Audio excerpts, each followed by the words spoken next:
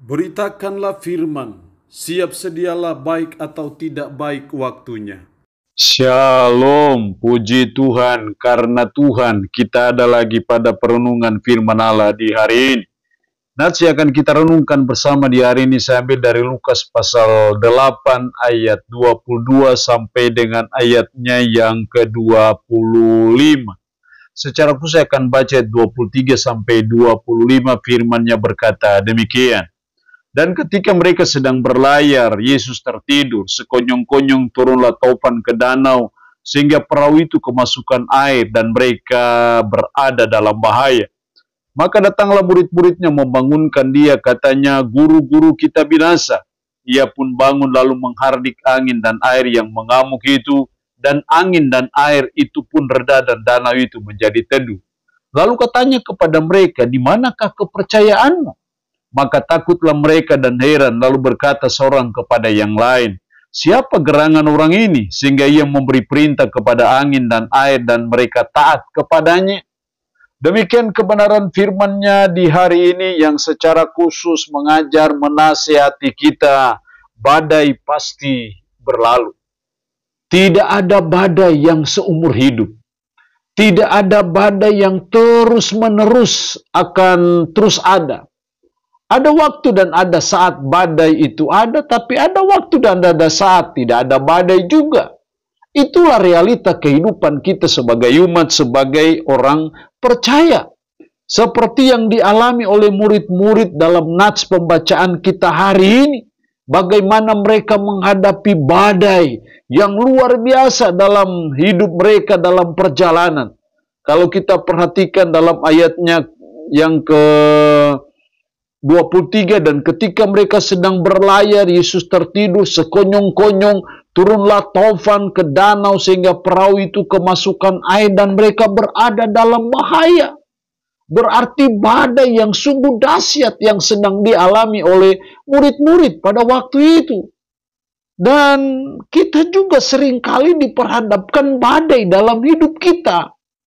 Karena itu sebagai umat, sebagai orang percaya, kita harus memahami dan mengerti bahwa betapapun beratnya badai itu, betapapun dahsyatnya badai itu, kita harus memahami bahwa badai itu pasti berlalu. Lalu apa yang dituntut dari kita supaya badai itu berlalu? Bagaimana supaya badai itu bisa tenang, bisa teduh dalam perjalanan hidup kita? Ada dua hal penting yang saya amati dalam ayat ini. Dalam ayat 24, maka datanglah murid-muridnya membangunkan dia, katanya, "Guru-guru, kita binasa." Ia pun bangun lalu menghardik angin dan air yang mengamuk itu, dan angin dan air itu pun reda dan danau itu menjadi teduh. Kalau Tuhan bisa meneduhkan badai, gelombang yang dialami oleh murid-murid, dan akhirnya badai itu berlalu, saya percaya badai seberat apapun dalam hidup kita pasti juga akan berlalu. Nah, kita belajar dari murid-murid bagaimana mereka datang membangunkan Yesus. Mereka datang kepada pribadi yang tepat, karena hanya pribadi Yesus Kristuslah yang bisa meneduhkan badai dan gelombang dalam hidup kita. Disinilah saya melihat hal yang pertama, supaya badai pasti berlalu, kita harus datang kepada Yesus. Jangan datang kepada orang tua, jangan datang kepada orang pinter, jangan datang kepada dukun-dukun, jangan datang kepada pakatan-pakatan. Kalau mau badai itu berlalu dalam hidup kita, datanglah kepada pribadi yang tepat, yang punya segala kuasa apapun, baik di surga dan di bumi, namanya Yesus. Sama seperti murid-murid. Maka datanglah murid-muridnya membangunkan dia. Mereka datang kepada Yesus. Dan saya percaya itulah cara yang bijaksana, cara yang tepat, supaya badai itu berlalu dalam hidup kita sebagai umat Tuhan. Jadi jangan pakai kekuatan kita dalam meneduhkan badai dalam hidup. Jangan pakai kepintaran-kepintaran kita, pakai cara-cara apapun dalam meneduhkan badai. Datanglah kepada pencipta badai itu. Datanglah kepada pembuat badai itu. Karena hanya Dia yang bisa membuat sehingga badai itu berlalu. Yang kedua, dalam ayat 25, lalu katanya kepada mereka, di manakah kepercayaanmu? Ketika Yesus meneduhkan ombak dan gelombang badai yang dialami oleh murid-murid, Yesus bertanya kepada mereka, di manakah kepercayaanmu? Ini hal yang kedua yang penting yang harus kita miliki. Supaya badai itu berlalu, yaitu kita harus memiliki iman. Di manakah kepercayaanmu? Kalau Anda dalam keadaan bimbang, ragu, putus asa, kecewa, frustasi menghadapi badai dalam hidup Anda, izinkan Yesus bertanya, di manakah kepercayaanmu?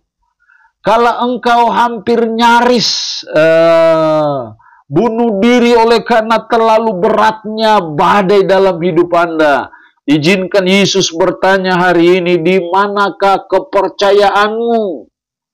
Itu berarti bahwa Yesus mau kita memiliki kepercayaan.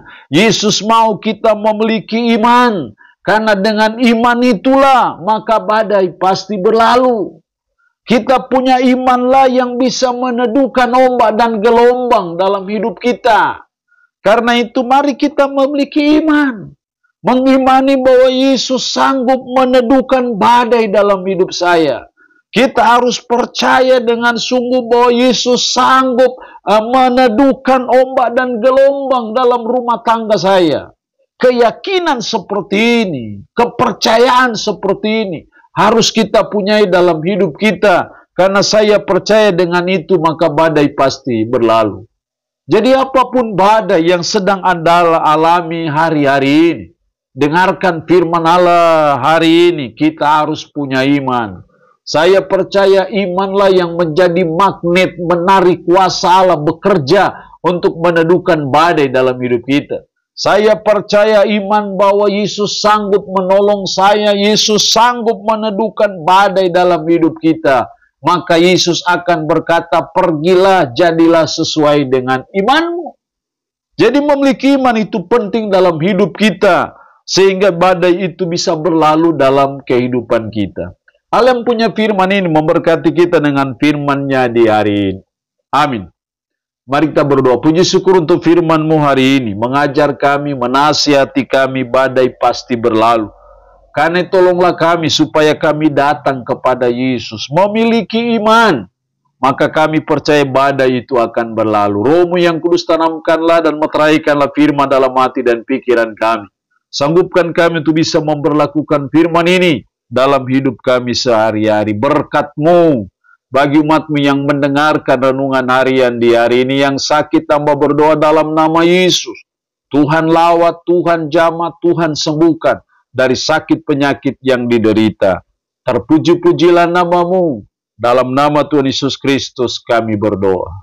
Amin. Shalom. Tuhan Yesus memberkati kita dengan firman-Nya di hari ini.